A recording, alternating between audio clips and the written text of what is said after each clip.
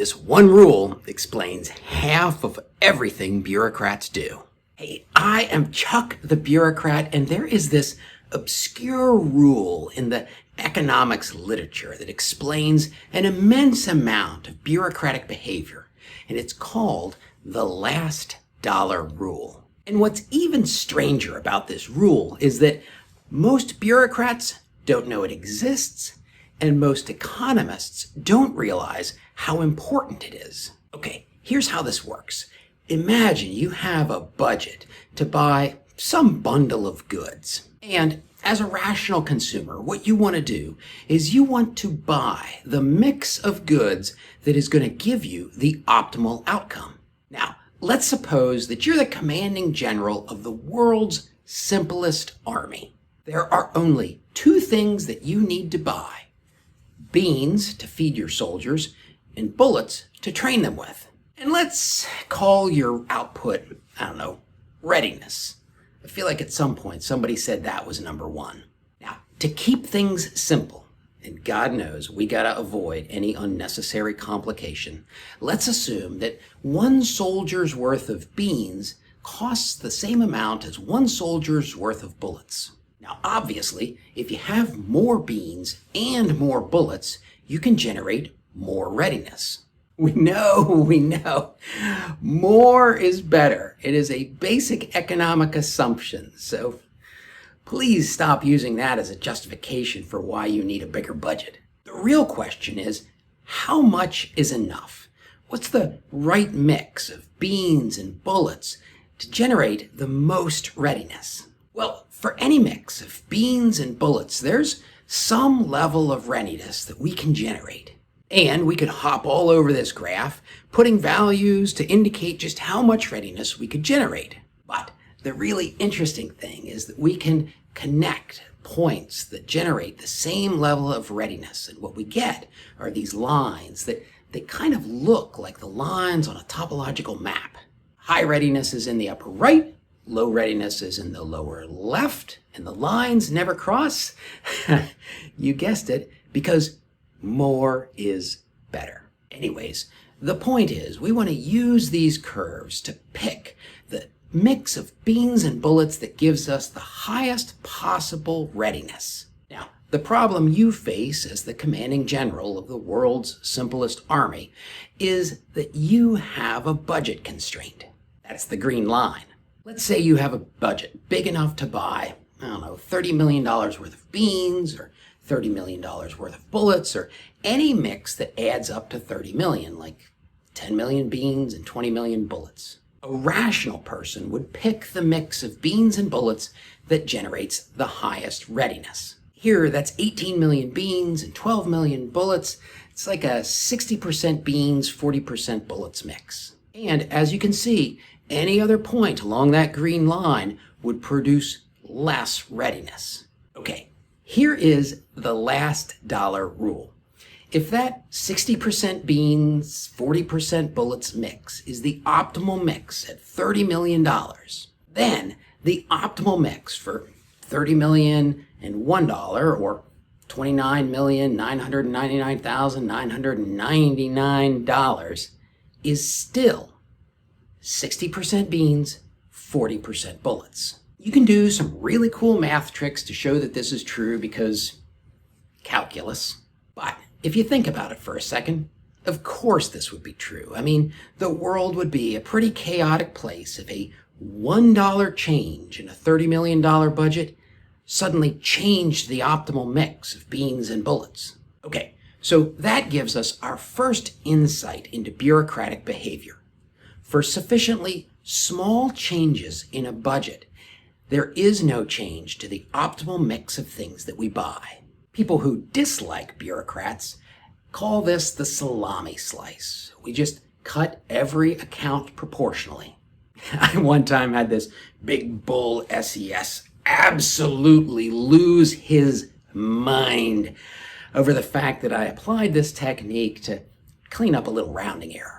But it's okay. I mean, he's a great American, and he's taught me a lot of things that I've shared with you. And in fact, he taught me a technique for using the last dollar rule that I'll show you in a second. Anyways, The last dollar rule tells us that for sufficiently small changes in our budget, we just move along a line that passes through the origin and our optimal point. Now, economists will tell you that the first problem with this theory is that for large changes in your budget, there is no guarantee that moving along this red line is going to provide you the optimal mix. For example, if the budget was $20 million, the optimal mix would be here at 10 million in beans and 10 million in bullets. That's a 50-50 mix, not at the 60-40 mix that was optimal for a 30 million budget. And the same thing goes if we have a $40 million budget. Just applying a salami slice does not guarantee that you're going to end up at the optimal mix. By the way, in this example, do you notice how, as our budget grows, we invest more heavily in beans than we do in bullets? We're going to come back to this issue in a second.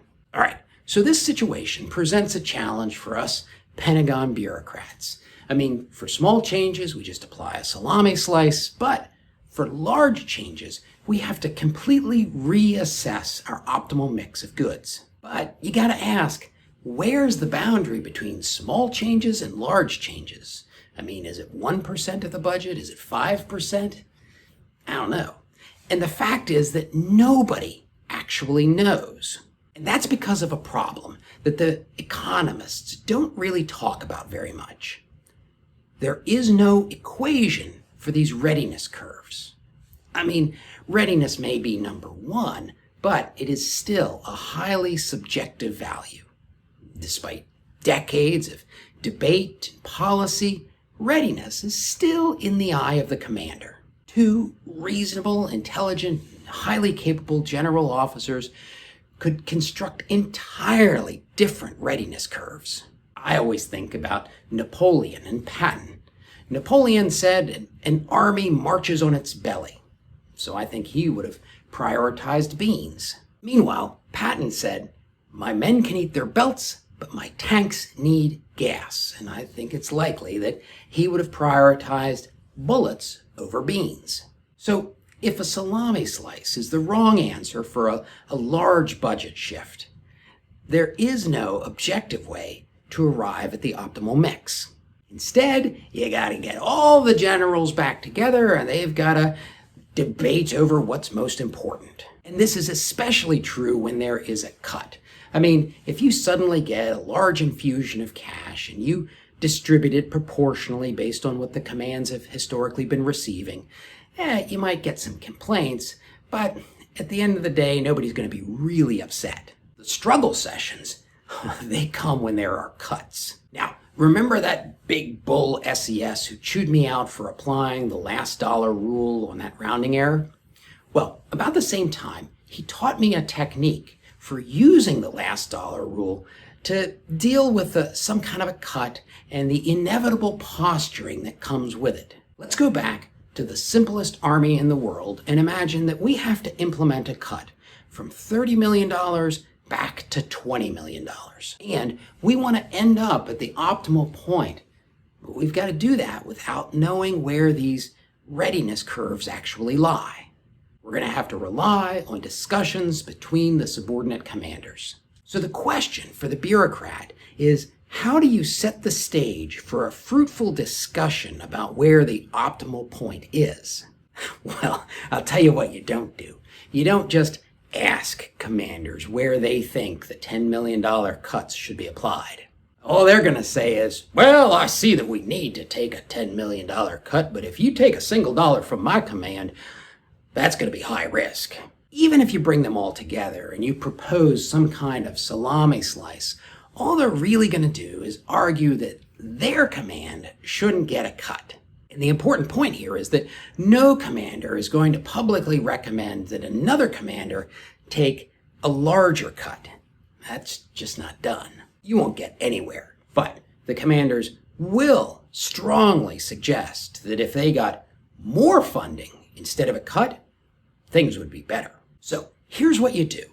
Remember, you've got to take a cut from 30 million to 20 million. Instead of doing a $10 million salami slice, what you do is a $13 million salami slice.